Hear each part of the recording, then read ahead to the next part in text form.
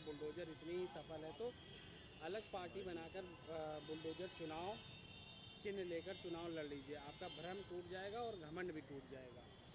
देखिए, जो माननीय मुख्यमंत्री जी को घमंड है बुलडोजर को लेकर के, जब सर्वोच्च न्यायालय ने टिप्पणी कर दी कि आप किसी का घर नहीं गिरा सकते हैं, तो बुलडोजर जो विध्वंस का प्रतीक है, जो सिर्फ विध्वंस कर सकता है, कोई नव निर्माण नहीं कर सकता है, सरकार अगर उसको अपना प्रतीक बनाती है तो आप कहाँ फिर संविधान बचा, कहाँ कानून बचा। तो हमारे नेता माननीय अखिलेश यादव जी ने कहा है कि अगर मुख्यमंत्री जी को बहुत अहम हो गया हो, बहुत वहम हो गया हो, क्योंकि बीजेपी उनको अपना नहीं मान रही है, बीजेपी तो पूरी इस कोशिश में है कि कैसे उनको मुख्यमंत्री पद से हटा करके किनारे किया जाए। तो एक वक्त आएगा कि जब आपको बीजेपी से किनारा करना पड़ेगा। तो अगर आपको लगता है कि बुलडोजर इतनी अच्छी चीज़ है तो आप अपनी नई पार्टी बनाइए, पार्टी का चुनाव चिन्ह बुलडोजर रख लीजिए और जनता के बीच आ जाइए। तो जनता आपका वो वहम भी ख़त्म कर देगी जो आपको लगता है कि बुलडोजर ही सब कुछ है। उपचुनाव को लेकर सभी पार्टियां अपनी तैयारियां तेज कर दी हैं। आज मुख्यमंत्री योगी आदित्यनाथ अयोध्या जा रहे हैं, वहीं मिल्कीपुर के प्रभारी भी, कैसे देखते हैं? देखिए, माननीय मुख्यमंत्री जी पूरे उत्तर प्रदेश के मुख्यमंत्री हैं, लेकिन बीजेपी ने उनको 2 सीटों का प्रभारी बनाया है और वो 2 सीटें हारने के बाद वो कहीं के प्रभारी नहीं रह जाएंगे। ऐसी साजिश भारतीय जनता पार्टी के दिल्ली में बैठे बड़े नेता कर रहे हैं। जहाँ तक सवाल अयोध्या का है, तो अयोध्या के लोगों ने बुलडोजर के खिलाफ, बढ़ती बेरोजगारी के खिलाफ, महंगाई के खिलाफ, भ्रष्टाचार के खिलाफ, बीजेपी के झूठ के खिलाफ, बीजेपी के नफरत के खिलाफ और आरक्षण घोटाले के खिलाफ लोकसभा भी भारतीय जनता पार्टी को हराया है और जो बाई इलेक्शन विधानसभा का होने जा रहा है मिल्कीपुर का, वो भी समाजवादी पार्टी जीतेगी, भारतीय जनता पार्टी हारेगी। सर, प्रयागराज में एक मदरसे में जिस तरह से पुलिस ने छापा, उसके बाद मौलाना तौकीर रजा ने कहा कि मैं खुले मन से कह रहा हूं कि आरएसएस आतंकवादी संगठन है, उसको बैन कर देना चाहिए। देखिए, कहीं पर भी अगर इस तरीके की कोई चीज़ें मिलती हैं जहां नकली नोट छापी जा रही है, तो उसको सरकार को और प्रशासन को संज्ञान में लेना चाहिए। जहाँ तक सवाल आरएसएस का है, तो जब हम आरएसएस का इतिहास पढ़ते हैं तो हमारी ही देश की भारत सरकार ने इसी आरएसएस पर प्रतिबंध लगाया था और देश के सबसे ताकतवर अब तक हुए गृह मंत्री वल्लभ भाई पटेल जी ने प्रतिबंध लगाया था। तो कई बार प्रतिबंध लगा है, कई बार प्रतिबंध हटा है।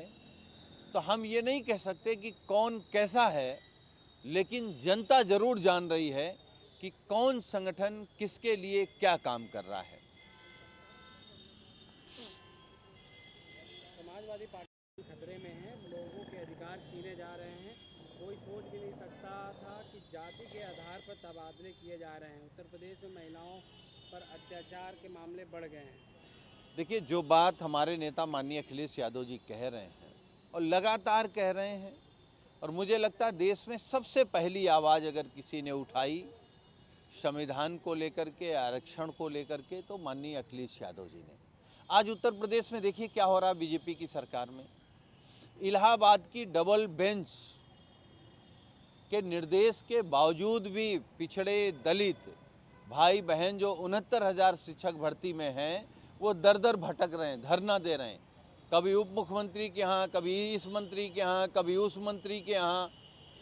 तो आखिर आरक्षण छीना जा रहा है, आरक्षण का घोटाला हो रहा है, महिलाओं के खिलाफ अन्याय हो रहा है और जाति देख करके भी सरकारी अधिकारी और कर्मचारियों का ट्रांसफ़र पोस्टिंग हो रहा है और जाति देख करके इनकाउंटर हो रहे हैं। तो कहाँ है संविधान?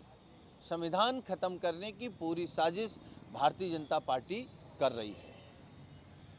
सुप्रीम कोर्ट ने कि आरोपी हो या दोषी उसके घर पे बुलडोजर नहीं चलाया जा सकता। वहीं पे समाजवादी पार्टी के राष्ट्रीय अध्यक्ष अखिलेश यादव भी कहते हैं कि जो लोग बुलडोजर लेकर दूसरों को डराते थे, जगह जगह घर तोड़ते थे, क्या मुख्यमंत्री आवास का नक्शा पास है? अगर नक्शा पास है तो कागज़ दिखाइए। देखिए, जो बुलडोजर नीति को लेकर के लगातार समाजवादी पार्टी के हमारे राष्ट्रीय अध्यक्ष सवाल उठाते रहे हैं और वैसी ही टिप्पणी सर्वोच्च न्यायालय ने की। मानी सर्वोच्च न्यायालय की टिप्पणी के बाद क्या बचता है? जहाँ तक है कि किस घर के पास कागज हैं, किस घर के पास कागज नहीं है, तो ये सच है कि उत्तर प्रदेश के हालात ये हैं कि जो माननीय मुख्यमंत्री जी का आवास है उसी के कागज नहीं है। हमारे नेता ने कहा अगर कागज हैं तो दिखाएं, क्योंकि हमारे नेता भी मुख्यमंत्री रहे 5 साल, उनको मालूम है कि वहाँ के कागज नहीं हैं। हम ये नहीं कहते कि अगर कोई सरकारी ज़मीन पर कब्जा कर ले तो उसे खाली मत कराइए, लेकिन जाति देख करके, धर्म देख करके, पार्टी देख करके अगर बुलडोजर चलेगा तो फिर वक्त बदलेगा, उसका रुख भी बदलेगा, तब फिर भाजपा के लोग चिल्लाएंगे। अखिलेश यादव जी के नाथ कहते हैं कि बुलडोजर पर हर किसी का हाथ नहीं आ सकता, इसके लिए दिल और दिमाग चाहिए होता है।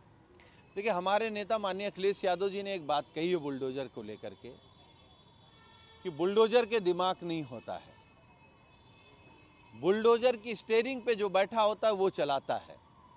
और ये बात भी कही कि दिल्ली वाले पता नहीं कब वो स्टीयरिंग बाबा से लेकर के किसी दूसरे को दे दें।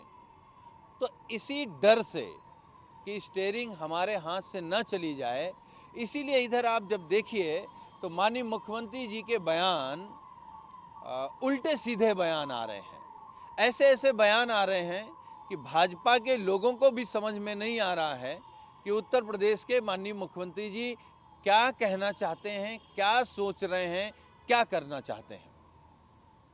मुख्यमंत्री योगी आदित्यनाथ कहते हैं कि आज प्रदेश के कुछ जिलों में आदमखोर भेड़ियों ने आतंक फैला रखा है। 2017 से पहले भी यही स्थिति थी, ये लोग भी इसी तरह से पैसे वसूल कर उत्पात मचाते थे। देखिए, आदमखोर भेड़िए को लेकर के कई जिलों में बड़ा तनाव है, लेकिन वो तो एक भेड़िया है। आप देखिए ना, बीजेपी सरकार में कितने भेड़िए शामिल हैं। पिछड़ों का आरक्षण खा रहे हैं, दलितों का आरक्षण खा रहे हैं, बलात्कारियों को जेल से छुड़ा रहे हैं, बलात्कारियों के मुंह में केक लगा करके स्वागत कर रहे हैं। यही तो जो पीडीए के भेड़िए हैं वो तो बीजेपी में हैं। तो बीजेपी के जो भेड़िए हैं उन्हीं से पीडीए के हक, अधिकार, सम्मान को बचाने के लिए समाजवादी पार्टी लड़ रही है। जिस तरीके से एक भेड़िए के खिलाफ आदेश हुआ है, शायद उसी तरीके से 2027 में उत्तर प्रदेश की जनता जो पीडीए के भेड़िए हैं उनके खिलाफ कोई जनादेश देगी। सुल्तानपुर में सवाल खड़े किए हैं। उन्होंने कहा है कि सुल्तानपुर की डकैती में शामिल लोगों से सत्ता पक्ष का गहरा संपर्क था, इसीलिए नकली इनकाउंटर से पहले मुख्य आरोपी से संपर्क साधकर सरेंडर करा दिया गया। देखिए, सुल्तानपुर की बड़ी डकैती थी और उसके मुख्य आरोपी को सरकार और प्रशासन ने बातचीत करके सरेंडर करा दिया। कुछ लोगों को पैर में गोली मार करके नकली इनकाउंटर दिखाने की कोशिश की और एक अपराधी की जाति जानने के बाद उसका इनकाउंटर कर दिया, उसकी मौत हो गई। हम अपराधियों के पक्ष में हम समाजवादी लोग नहीं हैं, लेकिन अगर जाति देख करके हत्या होगी, इनकाउंटर होगा, तो ये तो गलत परंपरा है। आप सोचिए, सरकार बदलेगी फिर क्या होगा। तो हम नहीं चाहते हैं कि जाति धर्म में सरकार काम करे या अधिकारी काम करें।